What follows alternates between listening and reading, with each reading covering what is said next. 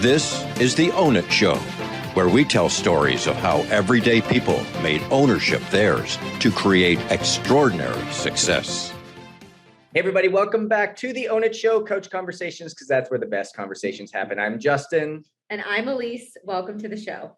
So if you have been present on this planet, when I say present, it's just a simple level of awareness over the last couple of years, you've definitely heard of the cold plunge. And when I say the cold plunge, it may not be the brand, but it's definitely the act of getting into cold water, doing something difficult, choosing to do it, and how it's fitting into your day-to-day routine. You've probably heard of people getting into cutting holes in the middle of lakes and hopping in, or just hopping into a cold stream, or having a cold shower is even something that people have spoken about. But today we're bringing on somebody who's made it their mission to provide a product that makes it now accessible to people. Because the biggest thing was like, how do we do this? How do we make this something that's purposeful, actionable, and doable on a day-to-day basis? And so this is exciting for us to do, because I've had this as a part of my routine for a long time, and going right back to athletics, where hopping into that dreaded cold tub after hockey and after games, just to kind of clear any of that inflammation that was going on. But I'm really excited to introduce you to the guy that has ultimately made this his mission, being on Shark Tank, the journey of some different businesses he was involved with, and ultimately came out with something completely different than he would have ever imagined. And so without further ado, Ryan Duey, it's a pleasure to have you on the show and share your journey with our audience. It's a pleasure to be here with you too. Thanks for that introduction. Ryan, I'm so curious, because this isn't your first go at something in this recovery space, or in the health optimization space, the wellness space. What really encapsulated you in this and kind of had that mission behind it for you to want to go into this line of work? In the cold plunge, or health and wellness in general? Health and wellness in general.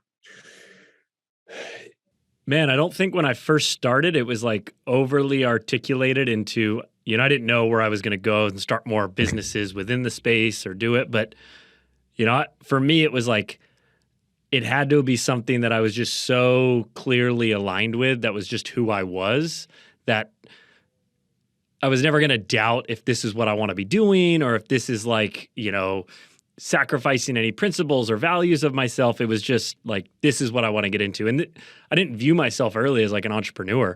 The first business I started was Capital Floats, was a float therapy facility, like sensory deprivation tank facility. And it was just something that I got into that changed my life. And I was like, this is magical. Like, how do I bring this at scale to more people? Like, I want to get more people doing this.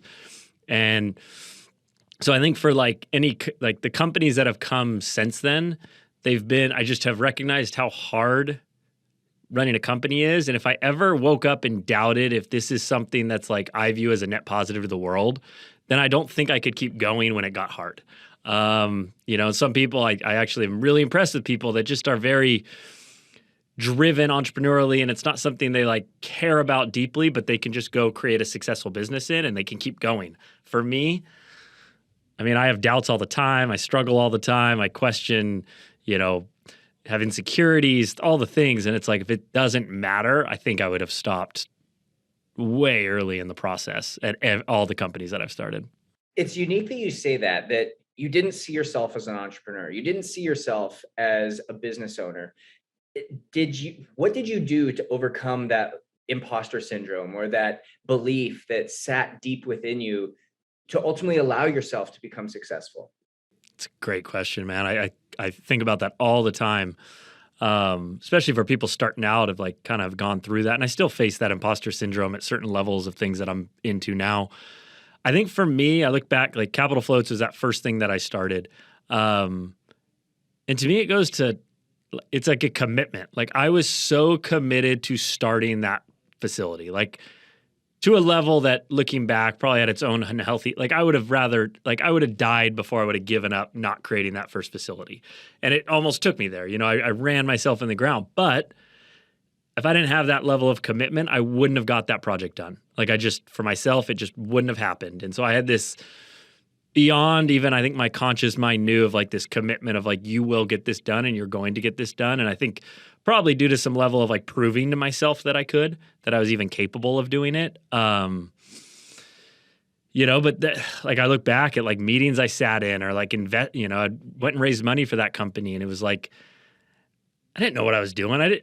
Like this was off of like movies and videos of like what you think an entrepreneur should be doing. And I'm like saying the words in these meetings, and I'd leave them just like, am I just a jackass? Like, do I not know? Like, I felt like that imposter, and I don't know. I think it's important to get enough small wins that you just kind of keep going. You're like, okay, cool. Like I'm capable. I can do this.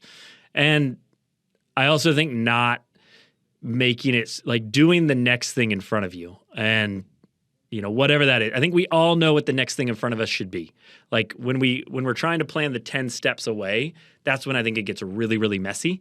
And we think this is how it should be or where I'm going, where as opposed to, like maybe you just study what SEO is, or maybe you just need to like take a quick course on Wix of how to start a website, or get the Instagram handle, or make a phone call to someone and ask a question that's on your mind right then, not of like what you think a big time entrepreneur should be doing.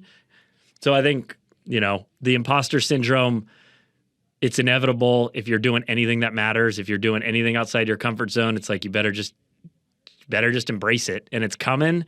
And the hacks along the way, be surrounded by good people that are going to pick you up when you're down. I think going through Plunge, another hack is like if you can find a co-founder, like that to me is like a really big hack for the imposter syndrome, because days that you're down, they're usually not, and you can kind of carry each other over the finish line or just keep moving together. But yeah, it's the imposter syndrome. It's always there to some level. Thank you for sharing that with us, because, a lot of people in today's day and age are experiencing that, but oftentimes aren't able to be comfortable being vulnerable enough to admit that. So thank you for sharing that, because it's true. Most people, I mean, unless you're, somebody who's been through it a million times before, most people do come up against that imposter syndrome. And it's, even myself, I'm somebody who had a really stable career prior to becoming an entrepreneur. I did both my starting my business while I was in my previous corporate job for about a year. And I was like, I thought I was going to blow past the imposter syndrome. And I was like, no, I've been preparing for this for a year. I'm good. And then the second I detached from my previous identity, it was like it all came flooding in. And it's real. It's scary. It's something that has to be dealt with. But like you said, having a co-founder and somebody there by your side who's experienced it themselves, understands your context, understands your situation is really, really helpful, and even a hack. Mm-hmm. One of the things I want to dive into is, I know the amazing intro that Justin gave you, alongside, you talked about in the very beginning, this idea of being connected to a greater purpose. So tell us a little bit more about what your specific purpose is right now in your life.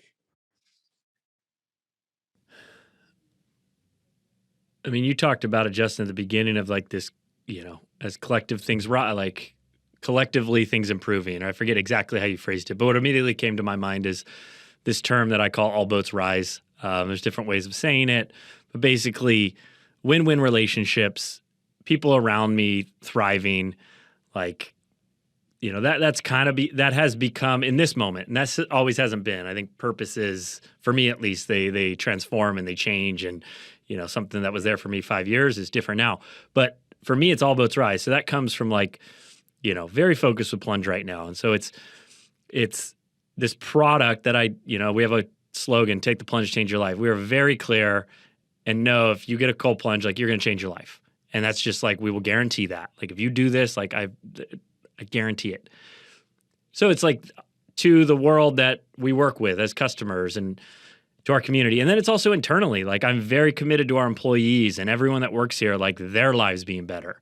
Like whether that's through Plunge or whether they go off to go do something else, like if you join this company, like you will be better off than when you first started this company. So, that's the purpose right now. Friendship groups, things I'm around. I want to be a spot where it's like people can look to me and be like, there's a net positive of being around me. And so it's like, however that looks. And so that's kind of my barometer right now.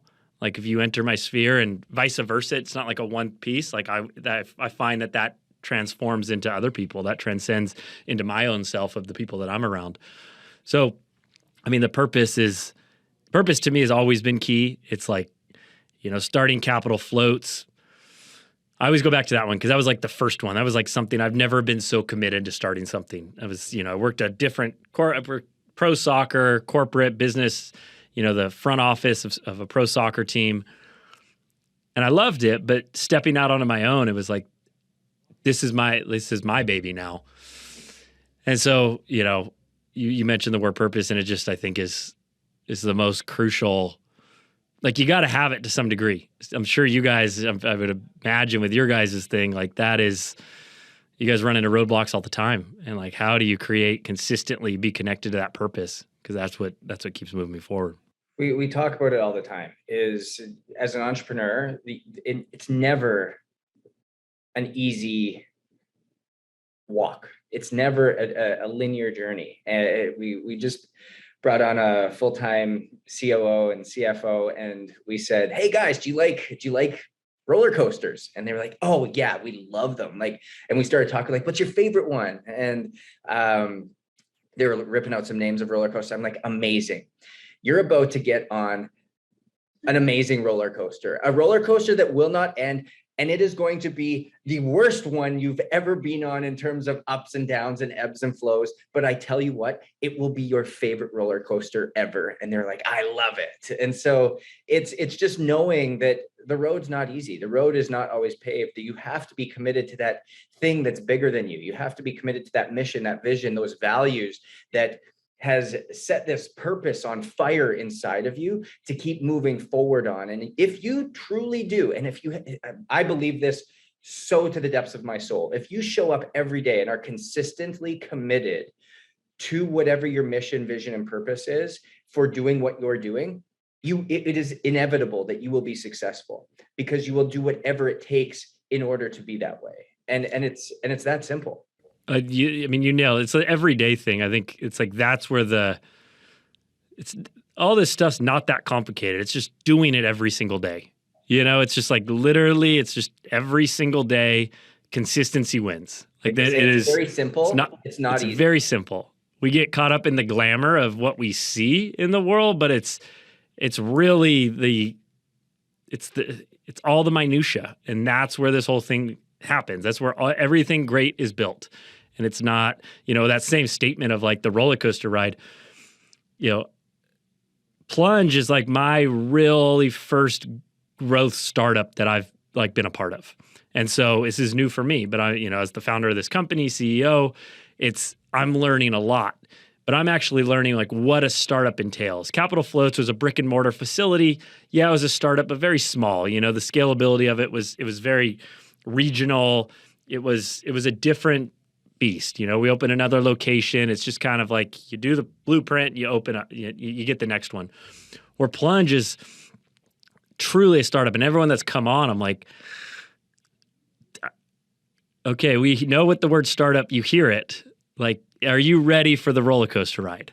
Like, it is going to be, everyone wants to say they want to be a part of a startup, but it's like, and we see it. Some people last and some don't. And there's nothing wrong. It's not a good or a bad, but it's like, do you want consistency that you're going to have the same thing every day, or are you open to change every single day and get blindsided? Because that is truly what, a startup or some growth company or new venture really looks like. And so, yeah, Absolutely right. And, a lot of our listeners are entrepreneurs themselves who will likely relate very heavily to this idea of the ups and downs, the roller coasters. And earlier you gave a piece of advice when it comes to having a partner, because likely when they're down, you're not down, or vice versa, right? If they're down, you'll be up. Or you can help each other get out of it. Absolutely. Mm-hmm. So one of my questions to you is, what do you do on those days where you are feeling down, or somebody on your team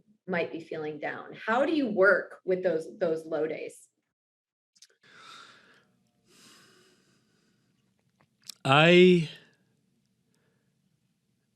an interesting question because there's the low days where it's like, you know, as the leader of this team, it's like I don't want to dump that on the team sometimes. I'm not looking to, I that is something I find important, that I bring a level of consistency and, you know, my weight doesn't become anyone else's weight.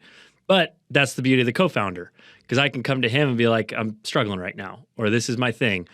I also have an amazing partner, and she's great. That, you know, is a space that I could share when I'm struggling.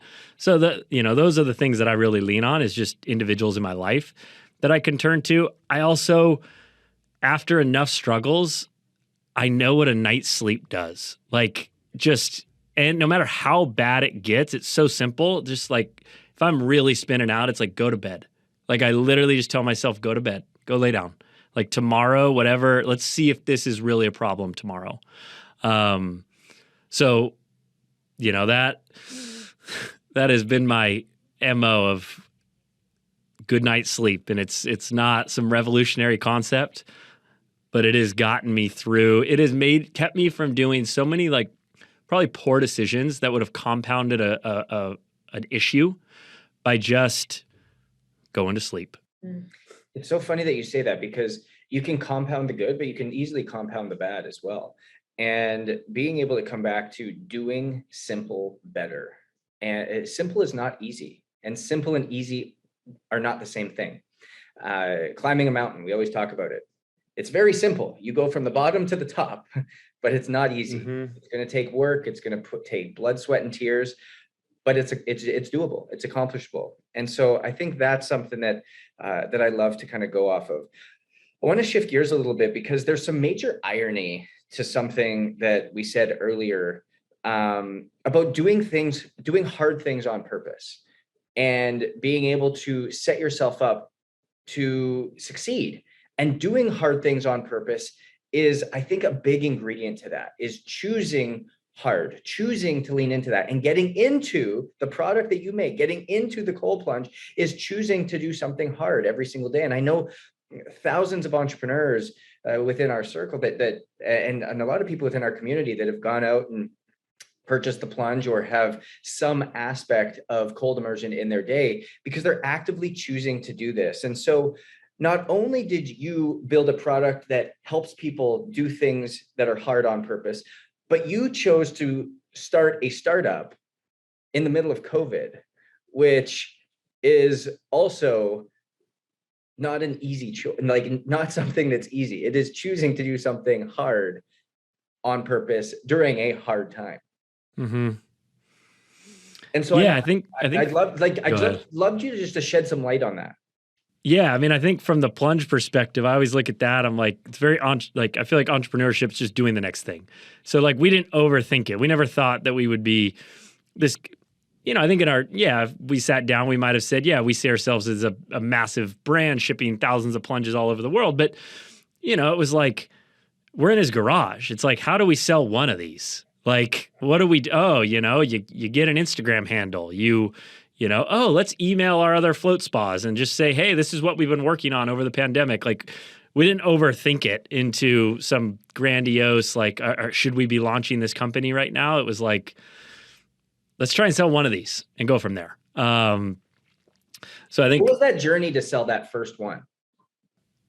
Dude, it was. Do you remember who bought it? Well, so there were two. Yes, I do remember. There were two people. There were a couple. It's kind of, there's a multiple firsts.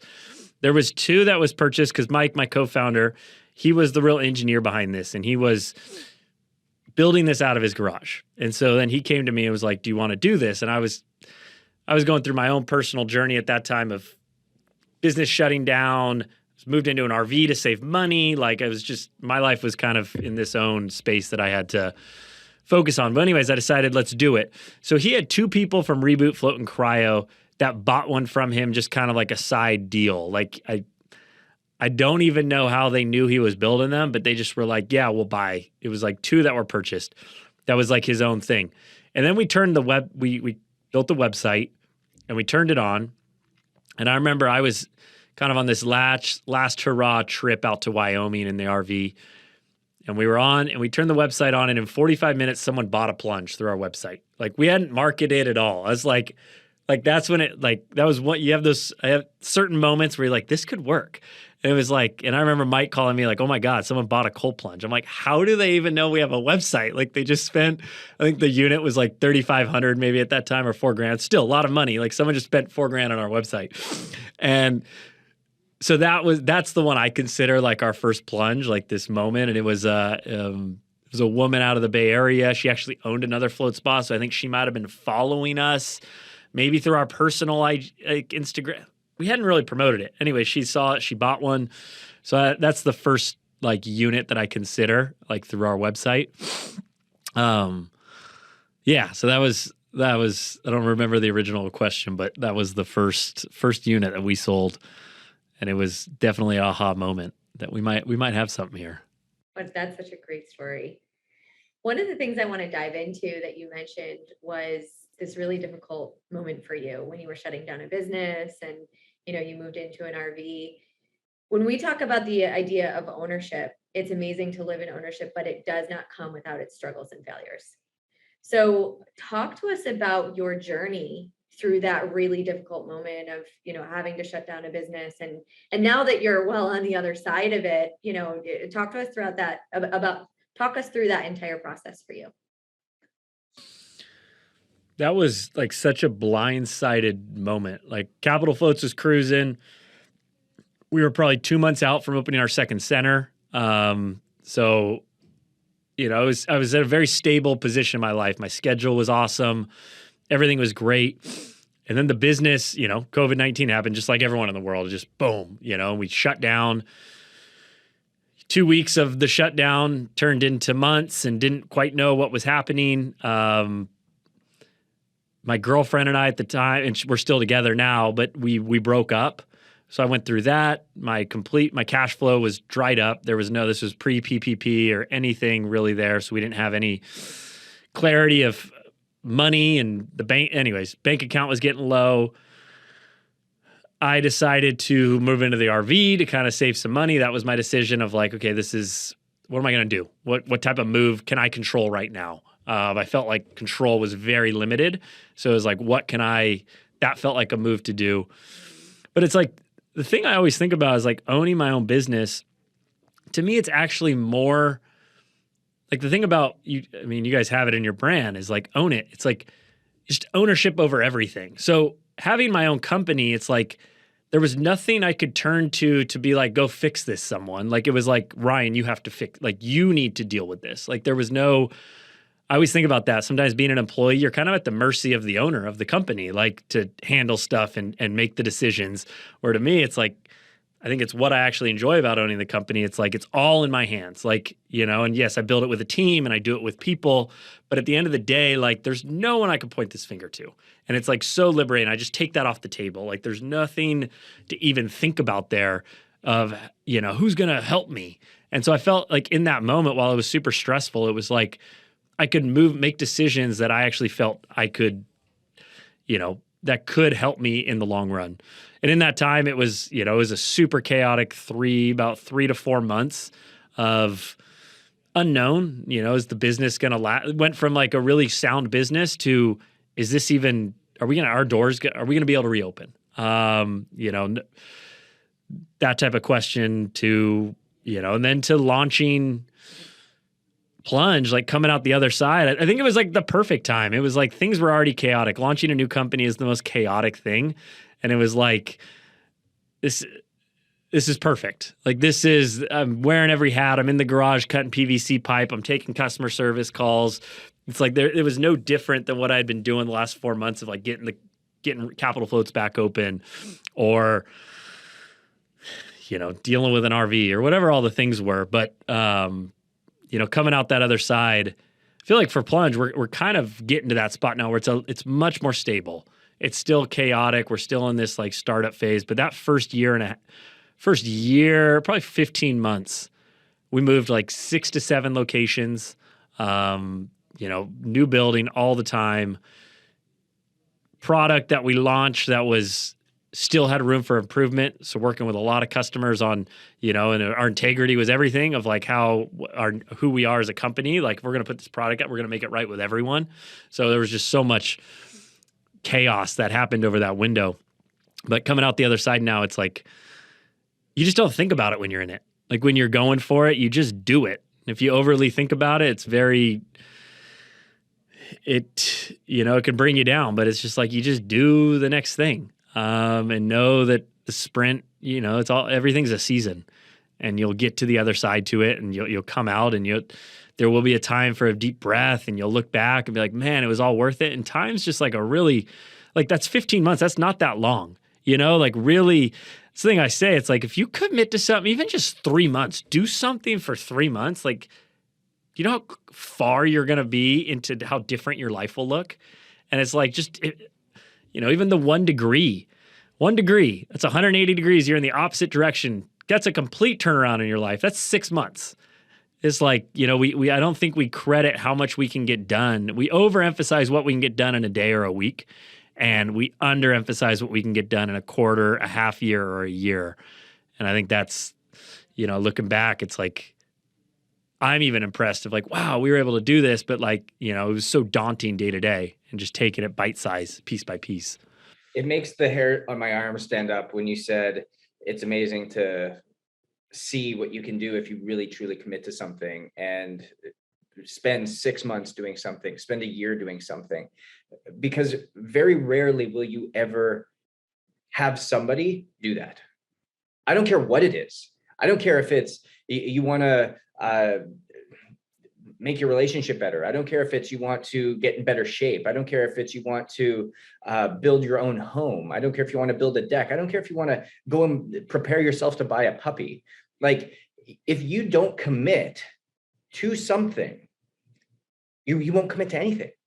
And you're going to be stuck in the same whirlwind over and over and over again. And we live that every single day. And so I think the level of relatability we have there, and I think a lot of our listeners will have that relatability as well, because there's different seasons that they're going through. It's a season of growth. It's a season of being stagnant. It's like, how do I have to create this new refresh? Because I'm committed to the path I'm on. I'm committed to the mission that I'm on.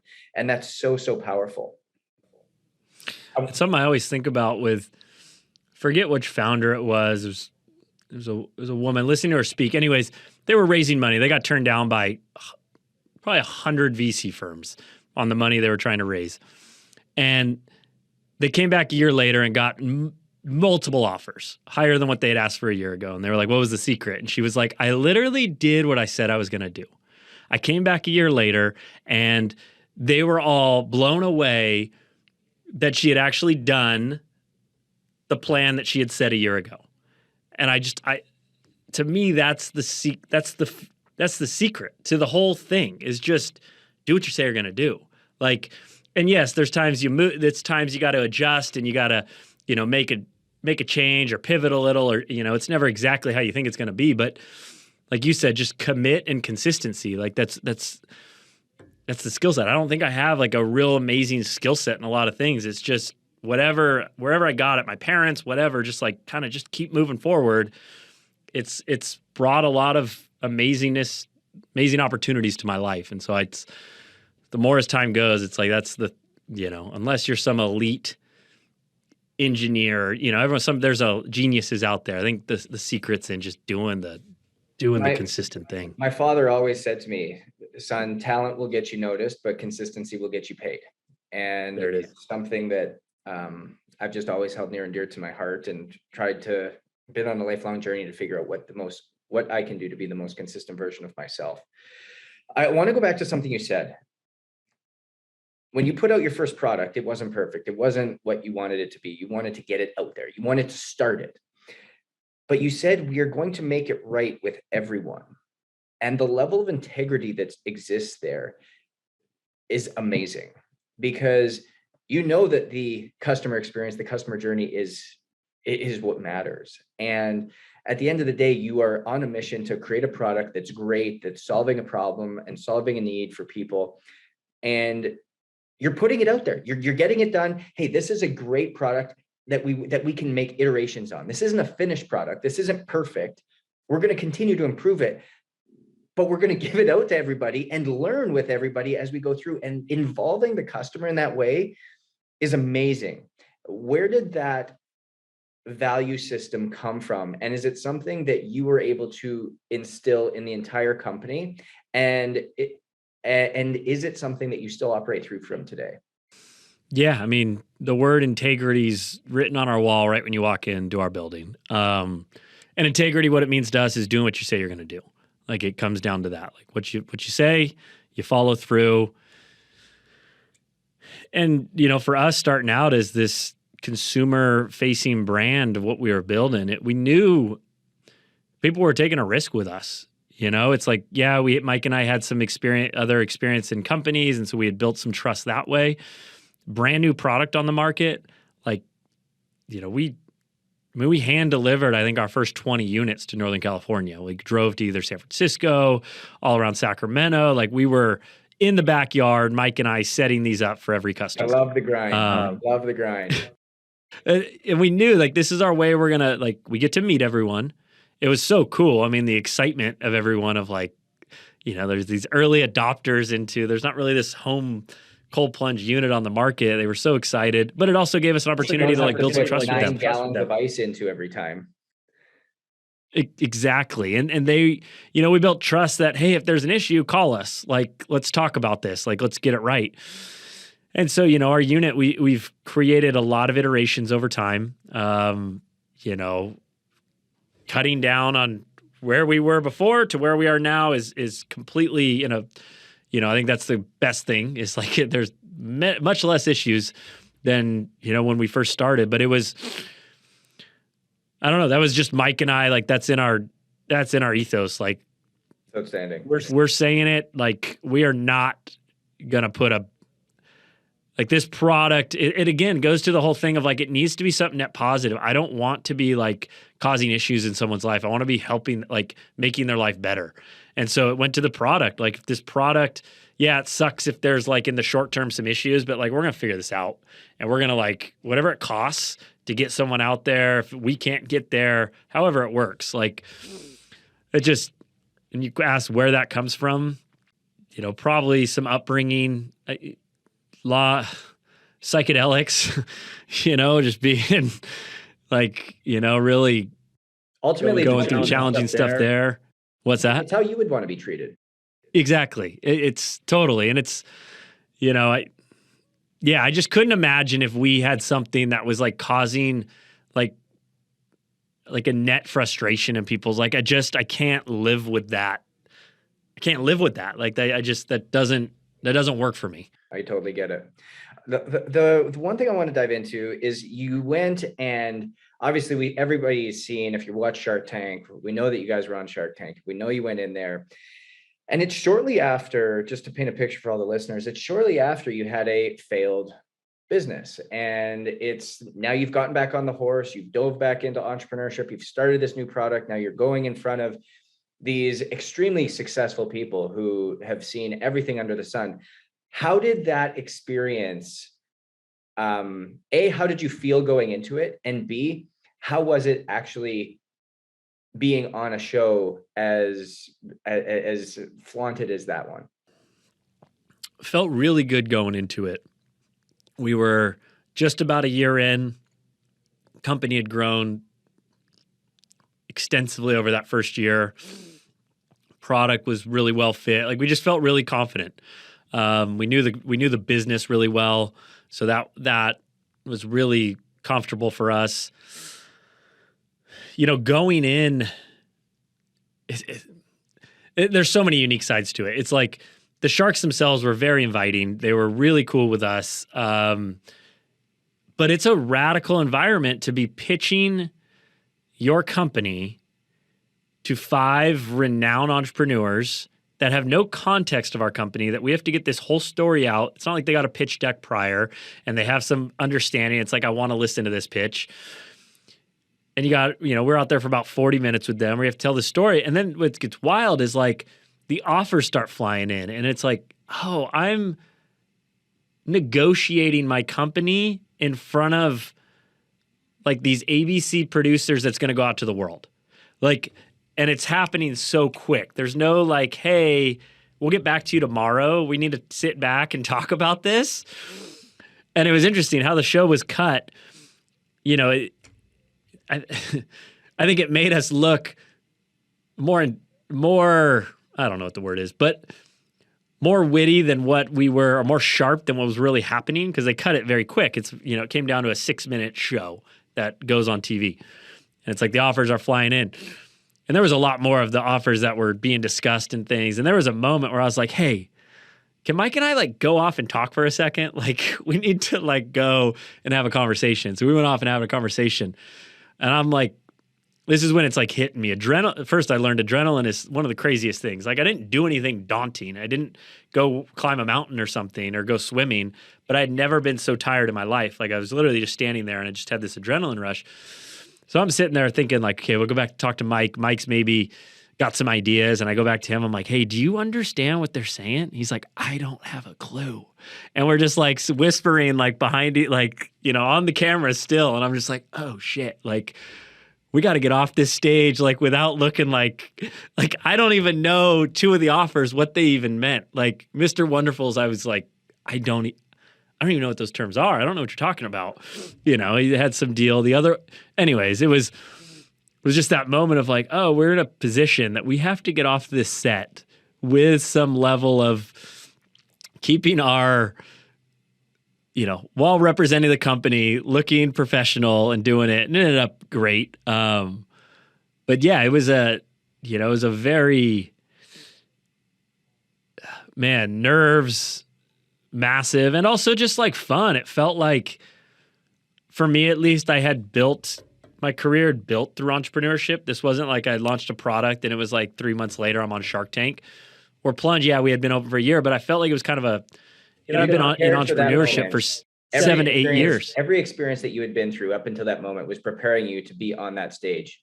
That's exactly what I felt, man. I felt like you've like go play full out. Like you made it into some pro league. Like you worked your butt off for this. Like go have fun. Like give it a whirl. And so I was, you know, which is the exact reason why you are able to eliminate that imposter syndrome of being there, because you deserve to be there. You've earned the right. You've put the time in. You've put in the reps. And now I'm on this stage. I wanted to be honest with them. If I granted, we didn't know some of those deals, but like, just wanted to go. It was like such an honor for me to go be with Mark Cuban or, you know, Barbara and some of these other people that have just built these incredible, I'm in awe of what they've built. And it was like, just go be yourself with them. Like, you know, share what you've been up to and share the company. So it was overall, we had a blast. Yeah, it was a great experience for you to have. And, you know, especially after everything you shared with us earlier about coming off of a really difficult time in your life, and then to be able to jump into this and to jump into, you know, like Justin said, like you said, this moment that your entire life was preparing you for. And now to be on the flip side of that. And, you know, you describe it still as a startup and, you know, working out your kinks. Of course, we understand that as well, but really being able to be in this amazing space. Congratulations to you. Thank you. One of the questions I want to ask you next, and this is one of our listeners' favorite questions, is from somebody who is so clearly in alignment with their purpose, their values, their mission, their vision, somebody who so clearly lives in what we call ownership. What would you say is your definition of ownership in a word or a phrase? Ooh, never heard it phrased exactly that way. I think it's freedom. I love it. I absolutely love it. It's like, you even said it before, it's ownership over everything. And I think it summarized it really well. And when you live in that ownership mentality, you have that freedom because you know that you can't point the finger at anybody. It's literally up to you to show up every day and be able to exist and be there and execute at a high level. And you're able to control what you can. And I think that's exciting, is paving the journey and knowing that it's going to be a roller coaster. Get on, buckle up, because it's going to be a fun ride. As people are listening, and guys, I'm honest when I say this, and there's zero incentive here. I love what they've done. If you're ever looking for cold plunging and kind of incorporating this into your lifestyle, you know the hassles of like, hey, I got to go get ice. Hey, I got to go and like stand in this cold shower. I can turn the knob whenever I want.